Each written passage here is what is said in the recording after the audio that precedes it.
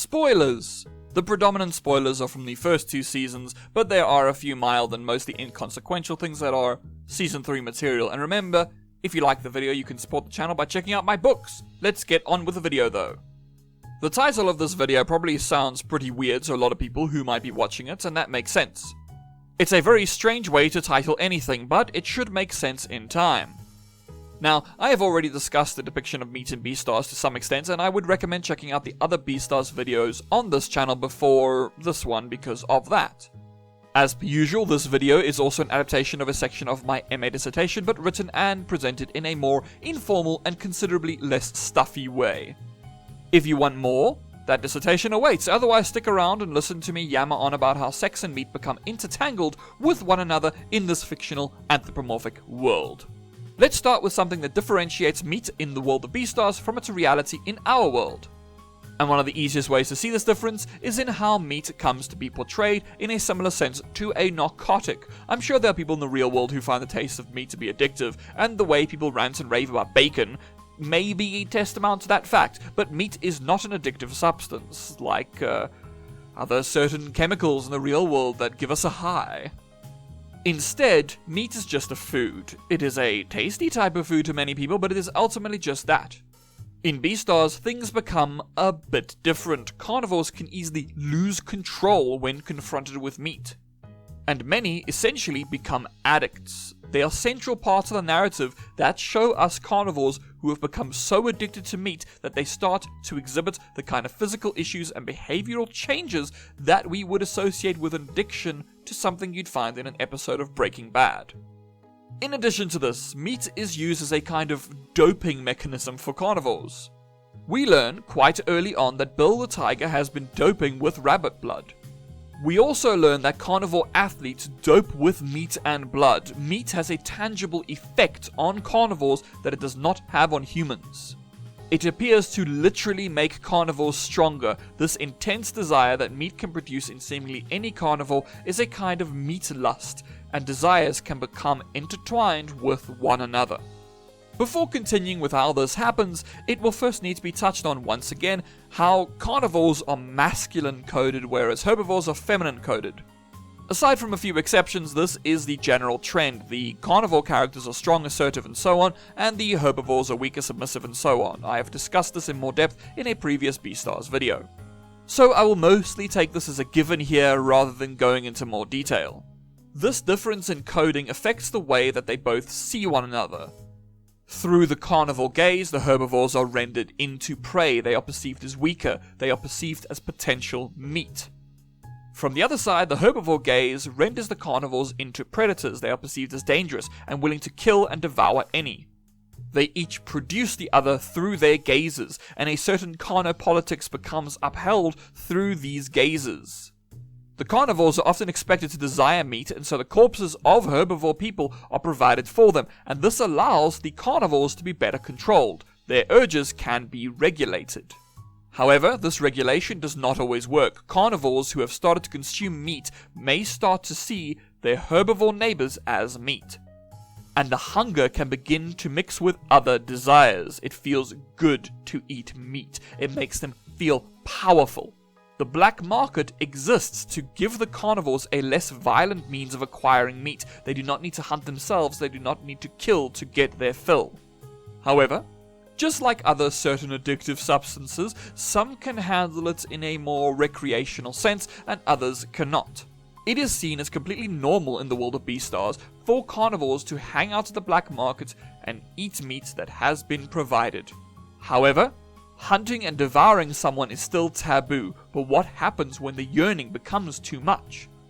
What happens when already dead meat at the black market is not enough? What happens when you want to bite into a herbivore for yourself? Well, that is when some carnivores start to hunt.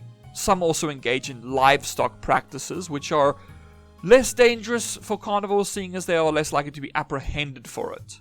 However, as viewers or readers, we mostly see those who hunt herbivores for their own desire, and this hunt becomes sexualized. We can see this in practically every form of personalized meat eating that we see. When the head of the Shishigumi wants to eat Haru, he does so by having her strip and bathe. He wants her to be soft and clean, however, he also wants her to be sexualized. And when he does not get his way, it very quickly becomes a violent sexual assault. He does not simply want to eat her, he wants to sexualize her as he does so. Now you might think this is a once-off event, but it isn't. When Riz the bear devoured a classmate, we learn through flashbacks and personal moments that he had come to fixate on Tem. He had a kind of perverse love for this person he devoured. He even started to believe that they had a spiritual connection now that he had eaten his point of fixation. There is a perverse sexuality to the act that Riz believes to be something pure and good. He only later acknowledges that that is not the case. We can also see this with smaller incidents, like the way two side characters who we hardly see are portrayed. Aku, a rabbit, and Iodo, a lion. My pronunciation might be wrong. We do not see what all they do with one another, but it appears to be a make-out session that is implied to be very sexualized, although they do not have sex. And Iodo loses control. A mix of sexual and meat lust overtakes him, and he attacks her. Afterwards, it is shown that it is almost like a fugue state. He lost control and didn't know why he'd done what he'd done. I termed this lustful devouring in my dissertation, and I'll be honest, I think it's a good term for it. The carnivores we see are portrayed as masculine, while herbivores are feminine, regardless of gender. I mean, Riz and Tem were both males, and Tem, but not necessarily Riz, was definitely attracted to women. But even so, he was the feminine party between them. Or at least he was portrayed that way. I do discuss this gender aspect more in a previous video though, so check that out if you want to hear more on that old stuff. So, carnivorism is portrayed as the dominant and more sexually aggressive side of the herbivore-carnivore divide that we are presented with in Beastars. And if you think this is all a bit of a reach, we're quite explicitly told this by the narrative. For instance, when Legacy first smells meat, he thinks of Haru. When Legacy is first confronted about his sexual desire for a rabbit, he is told that he might just want to eat her. When Legacy goes to save Haru, he sees her as his prey that no one else is entitled to. Meat and sex are intrinsically connected in the world of Beastars, and this isn't actually some weird or random thing, seeing as it has precedent in the real world. The sexual politics of meat, which is both a thing in and of itself and the title of a book by Carol J. Adams that I've discussed in more explicit terms in a previous video, is at play in both our world and this anthropomorphic one. We tend to feminize the animals we consume, and we also feminize those who refuse to eat meat. When humans become vegans, especially male humans, they are ostracized. I can say this from personal experience. When I was a teenager, I was a pescatarian, which isn't even a real vegetarian, and I was the subject of pretty blatant misogyny and homophobia, often by proxy. It's very womanly, sentimental, or gay to care about animals enough to not eat them. You'll mostly get these comments of straight men, or at least in my experience, women tend to be more accepting of a man refusing to eat meat. In fact, Carol J. Adams stated this very explicitly in The Sexual Politics of Meat, when she said that men who become vegetarians challenge an essential part of the masculine role. They are opting for woman's food.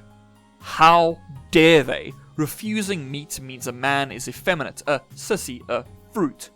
And shortly after this quote, she states that men who choose not to eat meat repudiate one of their masculine privileges. This happens in Beastars too. When Legacy is steadfast in his opposition to any carnivore eating meat, he receives significant pushback from other carnivores.